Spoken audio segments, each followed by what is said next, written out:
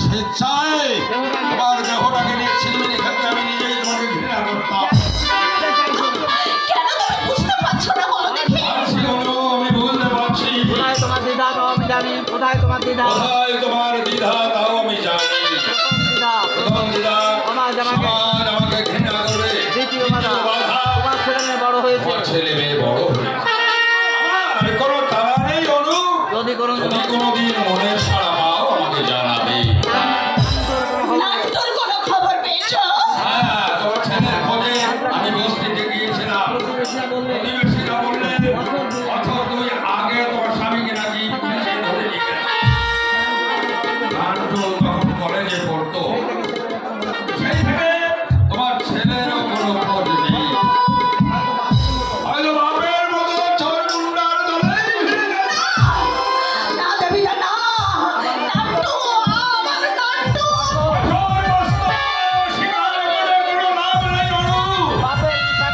বাপের বিষাক্ত রক্ত ধারা ছেলের নামিত হচ্ছে। আশ্চর্য হওয়ার কি আছে? আসলে রক্তের দাবিতে আসলে রক্তের দাবিকে কখনো কোনোদিনও অস্বীকার করা যায় না। মাতালের ছেলে মাতালই হবে, ভদ্রলোক সে কখনো হবে না।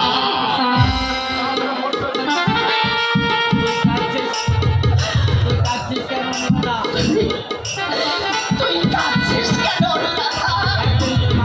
একদিন মা হয়েছে। 3 বছরের নাট্টু পেটে ছিল নন্দিনী।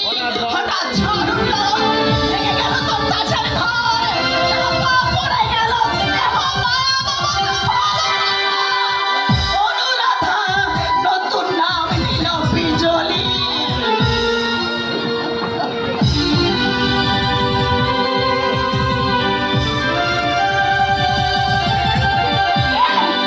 কে তুমি?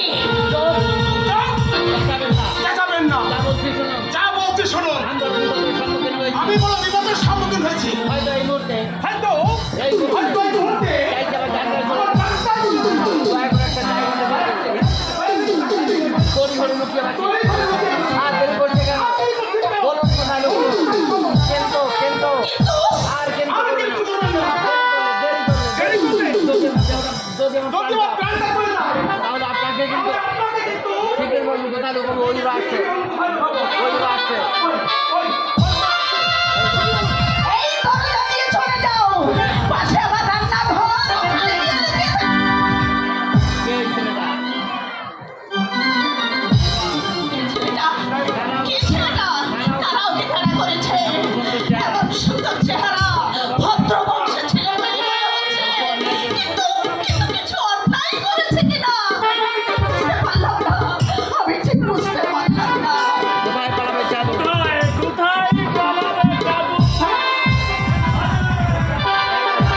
এই কি চাই আপনার? কি চাই আপনার? মার্জনা করবেন।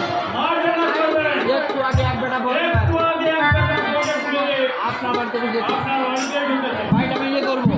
বাড়িটা আমি করবো। মানে সার্চ করবো। আমি